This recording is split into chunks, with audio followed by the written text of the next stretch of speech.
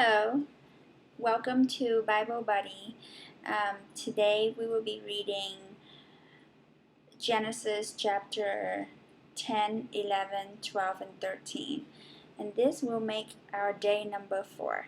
So have your Bible ready and let's open up to Genesis 10.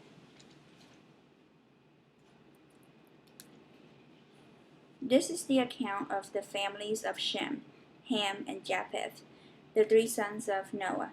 Many children were born to them after the great flood. Descendants of Japheth.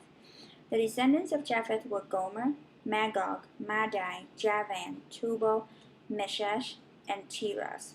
The descendants of Gomer were Ashkenaz, Riphath, and Togarmah. The descendants of Javan were Elisha, Tarshish, Kittim, and Rodanim. The descendants became a seafaring peoples that spread out to various lands, and each identified by its own language, clan, and national identity.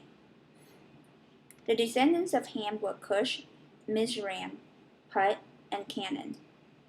The descendants of Cush were Seba, Havilah, Sabta, Ramah, and Sabtika. The descendants of Ramah were Sheba and Dedan. Cush was also the ancestor of Nimrod, who was the first heroic warrior on earth.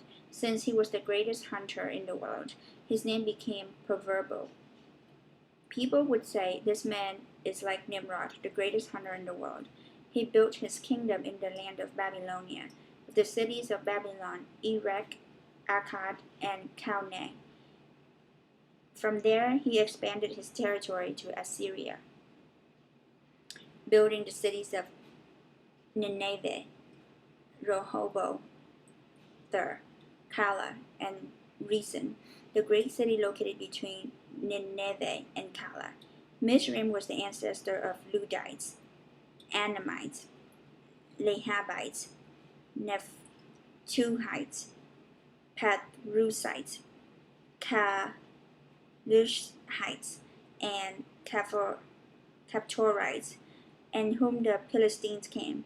Canaan's oldest son was Sidon, the ancestor of Sidonians. Canaan was also the ancestor of Hittites, Jebusites, Amorites, Girgashites, Hivites, Arkites, Sinites, Arvadites, Semarites, and Hamathites.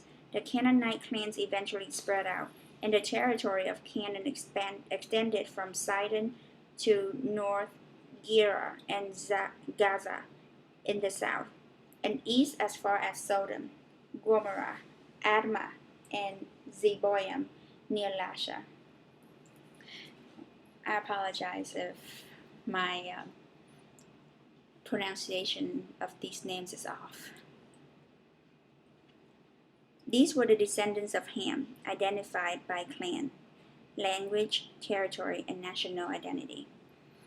Sons were also born to Shem, the older brother of Japheth.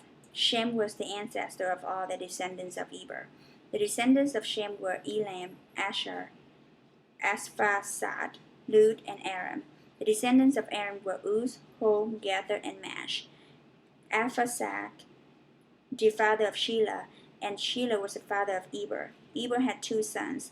The first was named Peleg, which means division, for during his lifetime the people of the world were divided into different language groups. His brother's name was Joktan. Joktan was the ancestor of Almodad, Sheleph, Hazarmaveth, Jerah, Hadoram, Uzal, Elah, Obal, Abimael, Sheba, Ophir, Havilah, and Jobab. All these were descendants of Joktan. The territory were occupied extended from Mesha all the way to Sephah in the eastern mountains. These were the descendants of Shem, identified by clan, language, territory, and national identity. These were the clans that descended from Noah's sons, arranged by nations, according to their lines of descent. All the nations of the earth descended from these clans after the great flood. At one time, all of the people of the world spoke the same language and used the same words. As the people migrated to the east, they found a plain in the land of Babylonia and settled there. They began saying to each other, "Let's make bricks and harden them with fire." In this region, bricks were used instead of stone, and tar was used for mortar. And they said, "Come, let's build a great city for ourselves with a tower that reaches into the sky. This will make us famous and keep us being scattered from all over the world." But the Lord came down to look at the city and the tower of the people were building. "Look," he said, "the people are united, and they all speak the same language." After this, nothing they set out to do was impossible for them. "Come, let's go down and confuse the people with different languages. Then they won't be able to understand each other." In that way, the Lord scattered them all over the world, and they stopped building the city. That is why the city is called Babel, because that is where the Lord confused the people with different languages. In this way, he scattered them from all over the world. The line of the descendants, the descent from Shem to Abraham. This is the account of Shem's family. 2 years after the great flood, then Shem was 100 years old. He became the father of Arphaxad. After the birth of Arphaxad, Shem lived another 500 years and had sons and daughters. When Arphaxad was 35 years old, he became the father of Shelah. After the birth of Shelah, Arphaxad lived another 403 years and had other sons and daughters. When Shelah was 30 years old, he became the father of Eber. After the birth of Eber, Shelah lived another 403 years and had other sons and daughters. When Eber was 34 years old, he became the father of Peleg. After the birth of Peleg, Eber lived another 430 years, and he had other sons and daughters. When Peleg was 30 years old, he became the father of Reu. After the father of Reu, Peleg lived another 209 years and had other sons and daughters. When Reu was 32 years old, he became the father of Serug. After the birth of Serug, Reu lived another 207 years and had other sons and daughters. When Serug was 30 years old, he became the father of Nahor. After the birth of Nahor, Serug lived another 200 and had other sons and daughters. When Nahor was 29 years old, he became the father of Terah. After the birth of Terah, Nahor lived another 119 years and had other sons and daughters. After Terah was 70 years old, he became the father of Abram, Nahor, and Haran. This is the account of Terah's family. Terah was the father of Abram, Nahor, and Haran was the father of Lot. But Haran died in Ur of the Chaldeans, the land of his birth, while his father Terah was living. Meanwhile, Abram and Nahor both married. The name of Abram's wife was Sarai, and the name of Nahor's wife was Milcah. Milcah and her sister Iscah were daughters of Nahor's brother Haran, but Sarai was unable to become pregnant and had no children. One day, Terah took his son Abram, his daughter-in-law Sarai, his son Abram's wife, and his grandson Lot. His son Haran's child, and moved away from Ur to the Chaldeans. He was headed for the land of Canaan, but they stopped at Haran and settled there. Terah lived for 205 years and died while still in Haran. The call of Abram. The Lord said to Abram, "Leave your native country, your relatives, and your father's family, and go to the land that I will show you. I will make you a great nation. I will bless you and make you famous, and you will be a blessing to others. I will bless those who bless you and curse those who treat you with contempt. All the families on earth will be blessed through you." So Abram departed as the Lord had instructed, and Lot went with him. Abram was 75 years old when he left Haran. He took his wife Sarai, his nephew Lot, and all his wealth, his livestock, and all the people he had taken into his household at Haran, and headed for the land of Canaan. When they arrived in Canaan, Abram traveled through the land as far as Shechem. There he set up camp beside the oak of Moreh. At that time, the area was inhabited by Canaanites. Then the Lord appeared to Abram and said, I will give you this land to your descendants. And Abram built an altar there and dedicated it to the Lord, who had appeared to him. After that, Abram traveled south and set up camp in the hill country, with Bethel to the west and Ai to the east.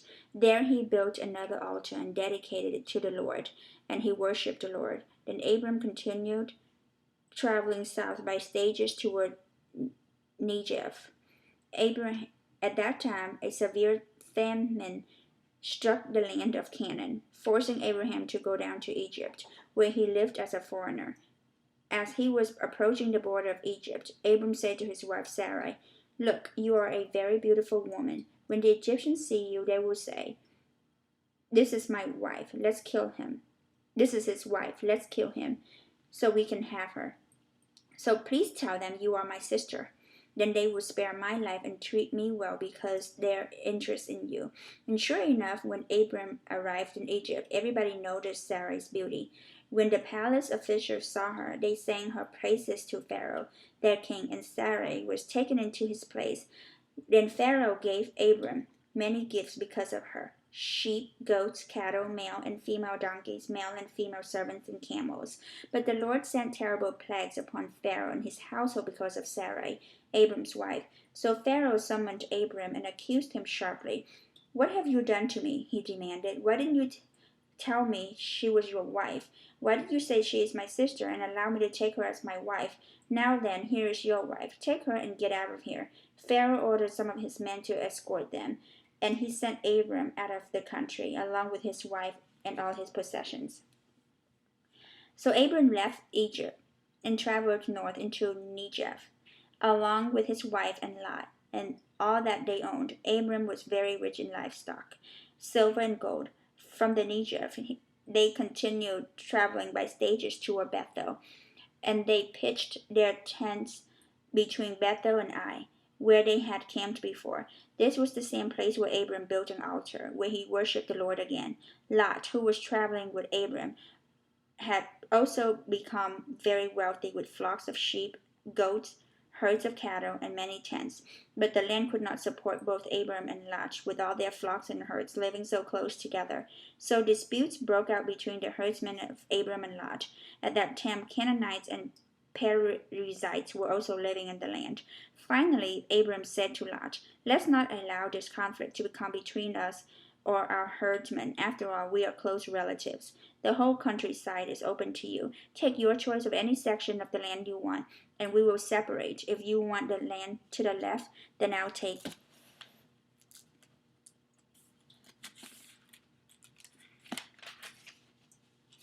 the land on the right. If you prefer the land on the right, then I'll go to the left.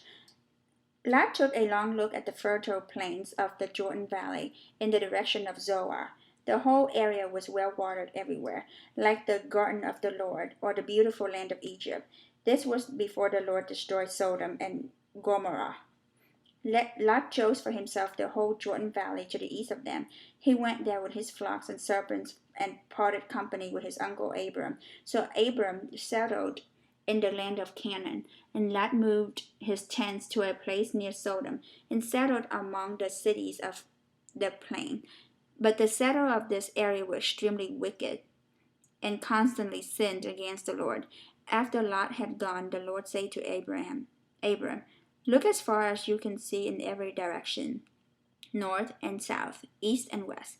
I am giving you all this land, as far as you can see, to you and your descendants as a permanent possession.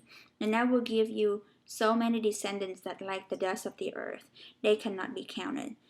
Go and walk through the land of every direction, for I am giving it to you. So Abram moved his camp to Hebron and settled near the oak grove belonging to Mamre. There he built another altar to the Lord. That will conclude our day 4. We see you tomorrow.